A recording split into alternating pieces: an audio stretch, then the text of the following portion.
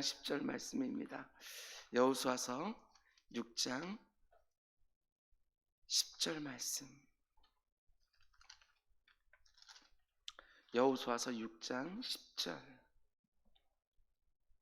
구약성경 327페이지입니다. 여호수아서 6장 10절. 우리 한 절 말씀입니다. 제가 봉독해 올리겠습니다. 여호수아가 백성에게 명령하여 이르되 너희는 외치지 말며 너희 음성을 들리게 하지 말며 너희 입에서 아무 말도 내지 말라. 그리하다가 내가 너희에게 명령하여 외치라 하는 날에 외칠지니라 하고. 아멘. 아멘. 우리 잠시 기도하겠습니다. 사랑과 긍휼에 풍성하신 하나님 아버지, 이 시간 하나님 앞에 간구합니다. 코로나 거센 물결 가운데 속에 삼터와 일터에서 사투를 벌이는 많은 사람들이 있습니다. 내 주 아버지 하나님, 오늘도 긍휼히 여겨 주시사 그들의 삶의 자리로 찾아가 주셔서 안심하라, 내니 두려워하지 마라 말씀하여 주시고, 그 빠져가는 그 모든 심령들 가운데 그 견고한 오른손 내밀어 주셔서 그 가운데 주의 구원을 모두가 함께 볼 수 있도록 주님 인도하여 주시옵소서. 오늘 하나님 앞에 동일한 말씀으로 나아가는 주의 모든 백성들 함께하여 주시사 말씀으로 붙들어 주시고, 그 말씀 가운데 속에 하나님께 주시는 기도 제목을 붙잡고 하늘을 향하여 담대하게 문을 두드리는 우리 모두가 될 수 있도록 인도하여 주시옵소서. 이 모든 말씀 예수님의 이름으로 기도드렸습니다. 아멘. 아멘. 오늘은 2021년 은주학교의 5차 온라인 특세 세 번째 시간입니다.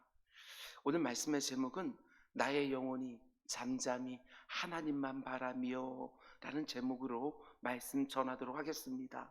시편 62편에 나오는 한 구절로 제목을 삼았습니다. 나의 영혼이 잠잠히 하나님만 바라며. 전면 비대면 예배를 드린 지 이제 사흘째가 되었습니다. 오늘 새벽에는 어두운 예배당의 빈자리들이 더욱 크게 느껴집니다. 평소에 30명 이상의 기도자들이 이곳에서 함께 하루를 시작했는데 강단에서 보니까 이런 생각이 들기도 합니다. 저 자리는 어떤 집사님이 앉아 계셨고, 저 자리는 어떤 권사님이 앉아 계셨는데, 이런 생각이 듭니다. 육신의 눈에는 보이지 않지만 지금 각자의 처소에서 함께 하루를 또 시작하고 있을 것을 믿고 영상으로나마 축복의 인사를 드립니다. 항상 영육 간에 강건하시고 이 특별한 시기에 하나님이 주시는 갑절의 은혜가 모두에게 있기를 주님의 이름으로 축복합니다. 오늘 새벽에는 침묵이라는 주제로 함께 하나님의 음성을 드리려고 합니다. 침묵 속에 하나님만 잠잠히 바라라. 이 모습이 우리 모두의 모습이 되기를 주님의 이름으로 축원을 드립니다. 오늘 본문 역시 우리가 너무 잘 아는 본문인데, 무려 40년 동안이나 광야를 지나온 이스라엘 백성들이 이제 막 하나님이 약속하신 적과 꿀이 흐르는 가나안 땅에 들어왔습니다. 그러나 그 땅은 우리가 잘 아는 것처럼 비어있는 땅이 아니었습니다. 이미 그곳에 정착한 민족들이 있었고 그들은 아주 견고한 성을 쌓아 자신의 거주지들을 지키고 있었습니다. 근데 이스라엘 백성들이 가장 만난 성이 어디냐? 여리고 성이지요. 가나안 땅에서 가장 견고한 성으로 알려져 있고 성벽은 두 겹으로 이루어져 있고 사람이 오르지 못할 정도로 아주 높은 성이었습니다. 지금까지 단 한 번도 다른 민족에 의하여 함락되어 본 적이 없는 초롱성, 그것이 바로 여리고성이었지요. 이스라엘 백성들이 얼마나 난감했을까. 천신만고 끝에 가나안 땅에 들어왔는데, 그것도 40년이나 걸려서 들어왔는데 앞에 여리고성이 딱 버티고 서 있는 것입니다. 반드시 여리고성을 함락하고 지나가야 가나안 땅에 본격적으로 진격할 수 있는 것인데 그 첫 관문부터 만만치 않은 대적을 만난 것입니다. 그런데 그 순간 하나님께서 이스라엘 백성들에게 이렇게 말씀하십니다. 여리고성을 하루에 한 바퀴씩 6일 동안 돌고 마지막 7일째 되는 날은 7바퀴를 돌라고. 그리고 나서 소리를 크게 지르면 그 성이 무너질 거라고 말씀해 주신 것입니다. 성을 점령하는 작전이라고는 절대로 보이지 않습니다. 그냥 성을 돌기만 하라 말씀하신 것이지요. 그런데 더 이해할 수 없는 말씀을 이어서 하십니다. 그것도 아주 엄히 명령하시는데 그게 바로 침묵이었습니다. 침묵 명령을 이스라엘 백성들에게 명하신 것이지요. 오늘 보면 6장 10절 말씀 제가 다시 한번 읽어드립니다. 여호수아가 백성에게 명령하여 이르되 너희는 외치지 말며 너희 음성을 들리게 하지 말며 너희 입에서 아무 말도 내지 말라. 그리하다가 내가 너희에게 명령하여 외치라 하는 날에 외칠지니라. 여러분, 이게 참 이상하지 않습니까? 하나님이 왜 이 시간 침묵하라고 명령을 내리셨을까?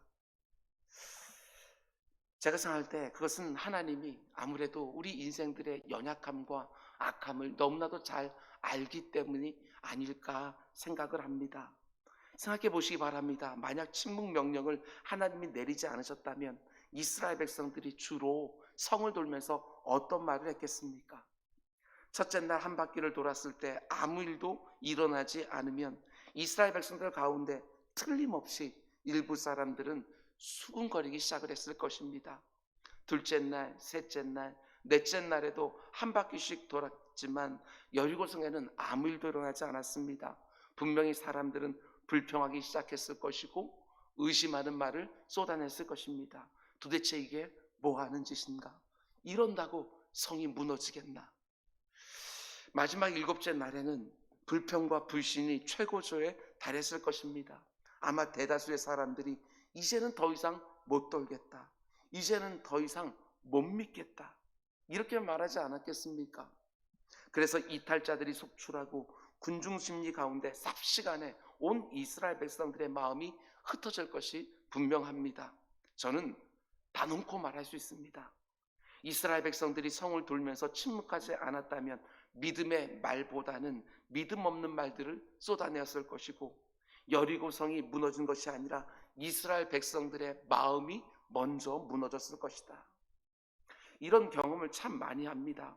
편안할 때에는 말을 주위에서 하다가도 내가 힘들어지면, 뭔가 분명한 것이 손에 붙잡히지 않으면 불평이 나오기 시작합니다. 다른 사람들에게도 함부로 말하고 실수도 합니다. 심지어 하나님을 향해서도 쓴소리가 거침없이 쏟아지지요. 코로나19로 모든 사람들이 힘들어하는 지금 그런 면에서 우리에게도 침묵이 필요하지 않을까, 이런 생각도 해보게 되어집니다. 근데 문제는 불평하고 싶을 때 입을 막고 의심이 들 때 침묵하는 것이 결코 쉽지 않다는 것입니다. 영국의 FB 마이어 목사님은 이런 말을 했습니다. 모든 명령 가운데 순종하기 가장 어려운 것이 침묵하라는 명령이다. 정말 그렇습니다. 불평하고 싶을 때, 의심이 들 때, 내 마음이 상했을 때에 침묵하는 것이 너무나도 어렵습니다. 그런데 너무나 놀라운 것은 본문의 이스라엘 백성들이 이 명령에 철저하게 순종했다는 것입니다. 하나님의 침묵 명령에 온전히 순종한 것이지요. 수십만, 수백만의 사람들이 단 한마디도 하지 않고 침묵하면서 7일 동안 성 주위를 돈다는 것은 저는 이런 생각도 듭니다. 여리고 성이 무너진 것보다도 이게 더 큰 기적이 아니었을까? 내 자신을 생각해 보시기 바랍니다. 내 입을 제어하는 것이 쉽습니까? 아니요, 너무나도 어렵습니다. 이미 뱉어놓고 나서야 후회할 때가 훨씬 더 많지요. 이게 얼마나 어려운 줄 알기에 야고보 사도는 이렇게 말합니다. 혀는 능히 길들일 사람이 없으니 혀는 쉬지 아니하는 악이요 죽이는 독이 가득한 것이라. 한 신학자는 이렇게도 말합니다. 우주에서 함락되어야 할 마지막 요새가 죽음이라면 우리 육체에서 함락되어야 할 마지막 요새는 혀이다. 안타깝게도 부정할 수가 없습니다. 내 입을 제어하는 것이 너무나도 어렵습니다. 코로나 상황이 오래 지속되는 가운데 사람들이 겉으로 표시는 안 해도 얼마나 예민해져 있는지 모릅니다. 나도 모르는 사이에 목소리 톤이 올라가고 뾰족뾰족한 말이 나오기도 하지요. 누군가에게 불평을 쏟아놓고 원망하지 않으면 마치 못 견딜 사람처럼 그렇게 말을 함부로 할 때가 많이 있습니다. 심지어 하나님을 향해서도 쓴소리를 뱉기도 하고 불신앙의 말들을 나도 모르는 사이에 쏟아내기도 하지요. 이런 생각이 들기도 합니다. 말만 조금 줄여도 내 입을 막고 다른 사람들의 이야기를 조금만 더 들어주려고 해도 코로나가 만들어내는 이런저런 갈등과 다툼은 상당 부분 면할 수 있지 않을까. 우리가 조금만 잠잠해도 하나님께 말로 죄를 짓는 일은 상당 부분 피할 수 있지 않을까. 그 어느 때보다도 내 입에 파수꾼을 세우는 우리 모두가 될 수 있기를 주님의 이름으로 축원을 드립니다.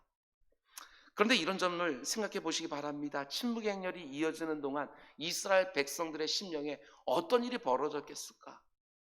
처음에는 굉장히 어려웠을 것입니다. 그러나 하루, 이틀, 사흘 계속해서 침묵 명령에 순종하면서 그들의 마음속에 있는 하나님 향한 믿음은 점점 더 견고해지지 않았을까? 제가 이렇게 생각하는 이유가 있습니다. 소위 믿음장으로 알려져 있는 히브리서 11장에서 그때 여리고성 주위를 침묵하며 돌던 이스라엘 백성들 향해서 이렇게 표현하기 때문에 그렇습니다. 히브리서 11장 30절, 믿음으로 7일 동안 여리고를 도니 성이 무너졌으며. 그들이 침묵했던 그 모습을 가리켜서 히브리서 기자는 그들의 믿음이었노라고 그렇게 말을 하는 것이지요. 믿음으로 성을 돌았다.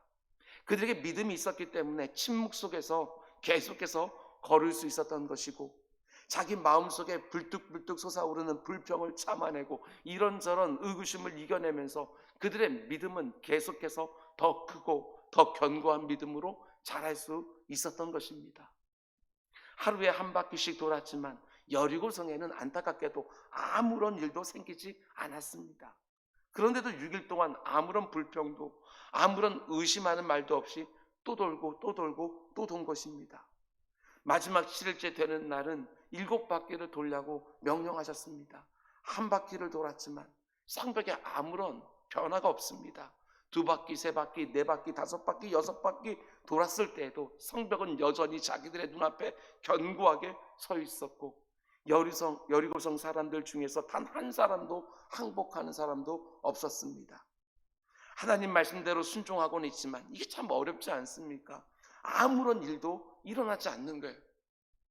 40일 작전 기도를 하고 있으면 그 가운데 속에 10일 정도 지나면 어느 정도 기미가 보이고, 20일 정도 지나고 나면 그래도 이만큼 문이 열린 것이 보이고, 30일 정도 지나고 나면 그 가운데 하나님이 지금 일하고 계시는구나, 이런 것들이 좀 느껴져야 기도에도 힘이 붙을 텐데, 6일 동안 6바퀴를 다 돌고 7일째 되는 날 6바퀴를 돌았음에도 불구하고 아무런 일도 벌어지지 않는 것이지요. 그럼에도 불구하고 그 상황 속에도 하나님의 말씀에 온전히 순종해서 그들은 침묵 속에 걷고 또 걷고 또 걷고 있는 것이지요. 어떻게 이럴 수 있었을까? 어떻게 중단하지 않고 끝까지 순종해서 마지막 7째 날 7바퀴를 다 돌 수 있었을까? 여러분, 저는 그렇게 한 바퀴 돌고 2바퀴 돌고 3바퀴 돌고 하면서 그때마다 성령 하나님께서 이스라엘 백성들의 그 내면 가운데 속에 믿음을 더 견고하게 만들어 주고 있지 않았을까? 그 명령을 내리신 하나님의 명령에 온전히 순종하면서 그들의 심령들도 더욱더 하나님을 향한 간절한 기대함들이 더 커지지 않았을까? 저는 이렇게 생각을 했습니다. 그렇지 않았다면 틀림없습니다. 그들은 중간에 포기했겠지요. 성 돌기를 중단하고 자기들 나름대로 여리고성을 정복하기 위한 다른 계획을 세우지 않았을까? 우리가 늘 하는 방식 아닙니까? 이런 점도 생각해 보시기 바랍니다. 침묵의 행진을 하면서 이스라엘 백성들의 믿음이 성장했다면 침묵의 행진하는 이스라엘 백성들을 보는 여리고성 군인들에게는 어떤 감정의 변화가 있었을 것 같습니까? 제가 만약에 여리고성 그 성벽 위에 있는 군인 중에 하나였다면 이랬을 것 같습니다. 아무 말도 하지 아니하고 성을 도는 이스라엘 백성들을 봤을 때 처음에는 조롱했겠지요. 쟤네들 뭐 하는 거지? 그런데 2바퀴, 3바퀴, 4바퀴를 아무 말도 하지 않고 돌 때는 웃음기가 얼굴에서 사라졌을 것 같습니다.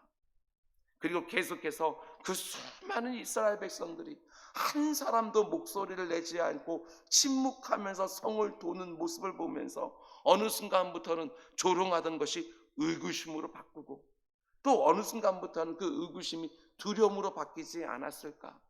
너무나 미스터리한 침묵 아닙니까? 침묵의 힘이 때로는 수만 마디 말보다도 강력하다는 것을 아셔야 합니다.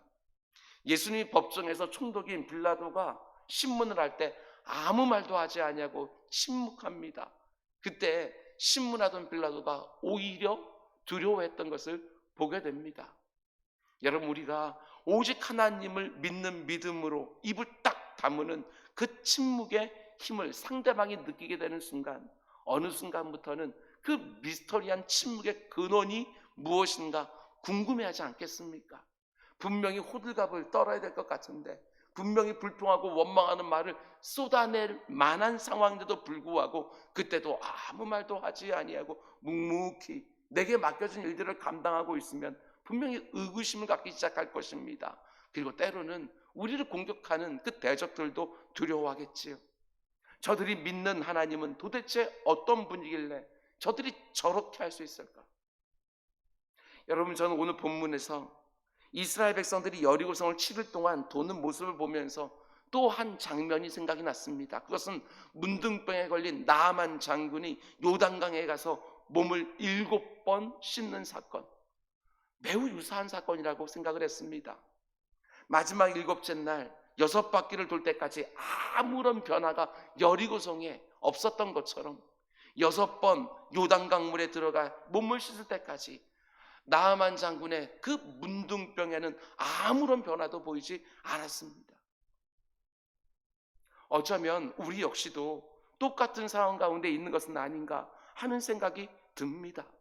마치 여리고성을 도는 이스라엘 백성들처럼, 마치 6번 요단강물에 들어가 문둥병에 걸린 자기 몸을 씻는 그 나아만 장군처럼 지난 1년 6개월 동안 끊임없이 기도하며 코로나19에서 벗어나기를 간구했지만 여전히 코로나 아래 살고 있습니다. 우리나라만이 아니라 온 세상이 여전히 코로나 아래서 살고 있는 것이지요. 우리가 간절한 소망을 가지고 오랫동안 기도하던 제목 가운데에도 이와 유사한 경우들이 얼마나 많이 있겠습니까? 아무런 변화도 없이 끊임없이 지속하여 기도하고 있지만 그 가운데 지치고 피곤하여 계속해서 마음이 흔들리는 경우들이 얼마나 많이 있을까? 하나님이 지금 이 상황에서 우리에게 원하시는 것은 무엇일까 생각합니다. 끝까지, 정말 끝까지 믿음으로 침묵 속에 여리고성을 돌기를 원하지 않으실까? 절대로 포기하지 말고 하나님께서 분명히 말씀하셨으니 그 말씀은 반드시 성취되는 때가 있고, 그래서 요단강물에 또 들어가서 몸을 씻기를 원하지 않으실까? 아무런 변화가 없는 것처럼 보여도 하나님이 정하신 때가 있는 줄 알고 기도를 중단하지 않는 것이지요. 하나님이 천지 만물을 창조하실 때 말씀 한마디에 즉각 반응했습니다. 마찬가지겠지요. 지금까지 전혀 아무런 변화가 없다 할지라도 그 과정을 통해서 하나님은 내 믿음을 더욱더 견고하게 만들어주시고 나의 사모하는 마음을 더욱더 강하게 만들어주시고, 그리고 나서 하나님께서 말씀 한마디 하면 모든 것들이 다 이루어지는 그런 경우들이 분명히 있습니다. 하나님께서는 여리고성이 무너지는 것이 목적이 아니라 이스라엘 백성들의 그 마음 가운데 속에 하나님을 향한 더욱더 견고한 믿음을 만들어주는 것이 목적이었고, 나아만 장군의 몸을 깨끗하게 해주는 것이 하나님의 최종적인 목적이 아니라 그 나아만 장군, 그 이방인의 심령 가운데 속에서도 여호와 하나님만이 참신이라는 것을 분명하게 보여주기 위하여 그를 연단시키시면서 그 자리까지 인도하고 있지 않았을까, 이런 생각들을 해보게 되어집니다. 여러분, 이번 특별 새벽 기도회의 주제처럼 여러분, 소망의 인내입니다. 그냥 참는 것이 아닙니다. 그냥 견디면서 무의식적으로 하던 일을 반복하는 것이 결코 아닙니다. 소망을 가지고, 간절한 소망을 가지고 계속해서 하나님의 앞에 나아가 그때까지 내가 무너지지 않도록, 내 믿음이 더 견고해지도록 하나님 앞에 매달리는 것이지요. 이번 코로나를 통해서 우리 모두가 살아계신 하나님의 역사를 경험하기를 원합니다. 그러나 분명한 것은 하나님의 역사를 정말 경험하기를 원한다면 끝까지 그 자리에서 하나님을 바라는 것입니다. 그래야 하나님의 역사를 보게 되는 것이지요. 6일 동안 성을 돌고 멈췄다면, 7일째 6바퀴 돈 다음에 포기하고 멈췄다면, 아무리 6번 요단강물에 들어가 몸을 씻어도 7번째 들어가지 않았다면 하나님의 역사는 절대로 경험하지 못했을 것입니다. 우리가 지금까지 경험한 것처럼 마치 여리고성처럼 난공불락처럼 보이는 코로나입니다. 그것을 가운데 놓고 한 바퀴 돌고 2바퀴 돈다고 해서 멈출 일이 아니라는 거 우리 잘 경험하고 있습니다. 끝까지 순종하며 믿음으로 침묵 속에 걷는 것이지요. 언제까지 그래야 합니까? 하나님의 역사가 일어날 때까지, 우리의 지속적인 기도에 하나님의 응답이 있을 때까지, 코로나가 끝이 날 때까지 하나님이 반드시 성을 무너지게 해줄 것을 믿고, 반드시 문둥병에서 깨끗하게 해줄 것을 믿고, 끝까지 성을 돌고 끝까지 몸을 씻고 끝까지 코로나가 끝나게 해달라고 기도해야 되는 것이지요. 끝까지 낙심하지 말고 기도를 계속하는 믿음의 기도자가 다 될 수 있기를 주님의 이름으로 축원을 드립니다. 때가 이르면 거두는 것입니다. 낙심하지 아니하고 포기치 아니하면 이게 앞에 붙어 있습니다. 때가 이르면 반드시 거두게 되어지는데 그 앞에 낙심하고 포기하지 아니하면, 지금 여러분들이 기도하는 제목이 무엇이든지 간에 낙심과 포기를 넘어서 때가 이르러 손에 하나님께 주시는 것들을 거두는 놀라운 은혜가 있기를 주님의 축원을 드립니다. 혹시라도 이런저런 문제들을 놓고 기도하다가 어느 순간부터 마음에 불평이 생기고 이런저런 의심이 생기고 지치고 피곤해졌다면 하나님 앞에서 계속해서 결단하고 또 결단하시기 바랍니다. 내가 끝까지 주의 도우심을 바라며 잠잠히 침묵 속에 기다리리라. 시편 62편 기자의 결단을 보시기 바랍니다. 나의 영혼이 잠잠히 하나님만 바라며 나의 구원이 그에게서 나오는도다. 오직 그만이 나의 반석이시오 나의 구원이시오 나의 요새이시니 내가 크게 흔들리지 아니하리로다. 여러분, 저는 여기서 크게라는 표현이 참 와닿았습니다. 하나님만이 나의 반석이시고 나의 구원이시고 나의 요새라는 거 분명히 믿습니다. 그런데 상황이 나아지지 않으면 흔들리기 시작하는 거예요. 그런데 그때 시인이 뭐라고 결단을 합니까? 내가 비록 흔들릴지라도 크게 흔들리진 않겠다. 여러분, 이게 정직한 결단 아닙니까? 흔들릴 수밖에 없는 연약한 인생이라는 것을 스스로 아는 것이지요. 그래도 내가 힘을 다해서 내 의지를 다해서 하나님 앞에 나아가겠노라고 잠잠히 하나님의 도우심을 기다리겠다고 마음을 다잡고 하나님 앞에 또 나아가는 거예요. 이 새벽에 우리도 정직하게 결단할 수 있기를 원합니다. 나는 절대로 안 흔들려. 그렇지 않습니다. 흔들릴 때가 너무너무 많이 있지요. 시인처럼 내가 크게 흔들리지 아니하리라. 나의 구원이 오직 하나님께 있는 줄 믿고 잠잠히 하나님만 바라보리라. 이것이 우리의 결단이 되는 것입니다. 예레미야 애가 3장 25절 26절은 또 이렇게 말합니다. 기다리는 자들에게나 구하는 영혼들에게 여호와는 선하시도다. 믿으십니까? 사람이 여호와의 구원을 바라고 잠잠히 기다림이 좋도다. 여러분, 예레미야 애가서의 배경을 우리가 알지 않습니까? 나라가 초토화가 되었습니다. 돌 위에 돌 하나 남지 않을 정도로 성전부터 시작해서 모든 것이 다 무너졌습니다. 길가에는 바벨론 군대에 의해 죽은 사람들이 질비했고 나라의 미래라고 하는 젊은이들은 다 포로로 끌려갔습니다. 그 가운데 속에서도 이게 어떻게 가능할까? 기다리는 자들에게나 구하는 영혼들에게 여호와는 선하시도다. 사람이 여호와의 구원을 바라고 잠잠히 기다림이 좋도다. 이렇게 말하고 있는 것이지요. 하나님은 예레미야에게 분명히 말씀했습니다. 70일에가 다 차면 70년이 지나면 다시 돌아오게 되리라. 이 말씀 주셨어요. 지금 눈앞에 보이는 것은 완전히 모든 것이 폐허가 된 상황이지만 하나님께서 기약 해주셨다는 것 하나 꽉 붙잡고 그때를 또 잠잠히 기다리겠노라고 예레미야 선지자는 그렇게 마음을 다잡고 있는 것이지요.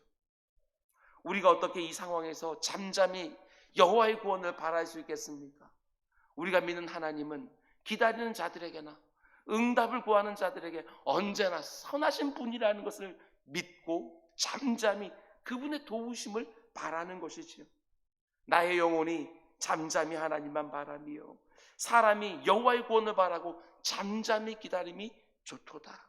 이 말씀을 그 어느 때보다도 단단히 붙잡는 우리 모두가 될 수 있기를 주님의 이름으로 축원을 드립니다.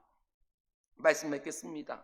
여러분, 지금은 침묵 속에 잠잠히 여리고성과 같은 코로나 상황을 믿음으로 지나가야 될 때입니다.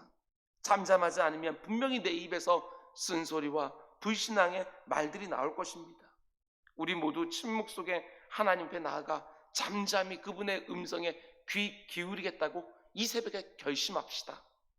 말하면서 하나님의 음성을 들을 수 없습니다. 반드시 우리에게 침묵하는 시간들이 필요합니다. 그 어느 때와는 다르게 오락거리도 삼가합시다. 더욱더 하나님 앞에 나아가는 그런 고요한 시간들을 내 삶 중심에 놓고 그 가운데 하나님과 그 어느 때보다도 친밀한 사귐 속으로 들어가는 것이지요. 영국의 신학자인 사무엘 체드윅은 이렇게 말합니다. 어느 은밀한 곳에서 하루에 30분만 하나님과 함께 고요히 있을 수 있다면 그 사람 삶에는 일대 변혁이 일어날 것이다. 정말 그렇게 생각합니다. 하루에 30분만 말하는 것을 멈추고 잠잠히 침묵 속에서 나를 돌아보고 하나님의 뜻을 분별하려고 하면 우리 삶에도 분명히 놀라운 일이 일어나게 될 것입니다. 사회적 거리두기 사당의 격상 때문에 오후 6시만 되면 2사람 이상이 모일 수 없습니다. 우리 믿음 가운데 긍정적으로 받아내기를 원합니다. 바로 지금이 하나님 앞에 잠잠히 나아갈 수 있는 절호의 기회가 아닐까. 현장 예배를 드리지 못하고 현장에서 기도하지 못하는 지금 이 순간, 우리는 골방에서 하나님과 독대한다는 것이 무엇인지 배울 수 있는 절호의 기회입니다. 골방 속으로 쑥 들어가게 되어지면 목소리의 크기는 전혀 상관이 없습니다. 아직 다른 가족들이 잠들어 있기에 큰 소리로 기도하지 못하지만 이럴 때는 침묵 기도도 배울 수 있습니다. 잠잠히 하나님 앞에 서서 이 고요한 시간에 그분의 음성을 들을 수만 있다면 지금 이 순간도 우리들에게 얼마나 소중한 시간들이 되겠습니까? 여러분, 상황이 호전되면 다시 이곳에 나와 합심 기도의 유익을 우리 함께 누립시다. 그러나 지금 전면 비대면 예배밖에 할 수 없는 이때에 침묵 기도의 유익도 함께 누립시다. 잠잠히 하나님 앞에 나아가 대화하며 하나님과 관계가 그 어느 때보다도 더 진지해지고 더 깊어지고 그 어느 때보다도 잠잠히 다른 사람들의 말을 경청하는 훈련을 하면서 사람들과의 관계도 더 깊어지는 우리 모두가 될 수 있기를 주님의 이름으로 축원드립니다. 기도하겠습니다. 사랑과 은혜가 풍성하신 하나님 아버지, 이 시간 우리의 지난 날을 회개합니다. 세상에서 들려오는 이런저런 소음에 익숙해져서 하나님 앞에 잠시도 잠잠히 거한다는 게 뭔지도 모르고 살았습니다. 여리고성 같은 문제만 만나면 내가 힘들고 지치기만 하면 내 곁에 있는 사람들에게 말로 상처를 주기도 했습니다. 하나님을 향해서도 이런저런 불평과 의심의 말을 쏟아내면서 죄를 짓기도 했습니다. 하나님의 도우심을 바라고 잠잠히 하나님의 구원을 바라는 우리 모두가 되게 해 주옵소서. 마치 마지막 7바퀴를 돌고 있는 것처럼, 마치 마지막 7번째로 요단 강물에 들어가고 있는 것처럼 오늘 하루도 오늘이 구원의 날이다. 오늘이 바로 응답의 날이다. 소망을 가지고 힘있게 3토와 1토로 나아가 우리에게 맡겨진 일들을 충성스럽게 감당하는 또 한 날 되기를 간절히 원하오니 주님 하늘을 열어 필요한 것들로 채워 주옵소서. 이 모든 말씀 예수님의 이름으로 기도드렸습니다. 아멘.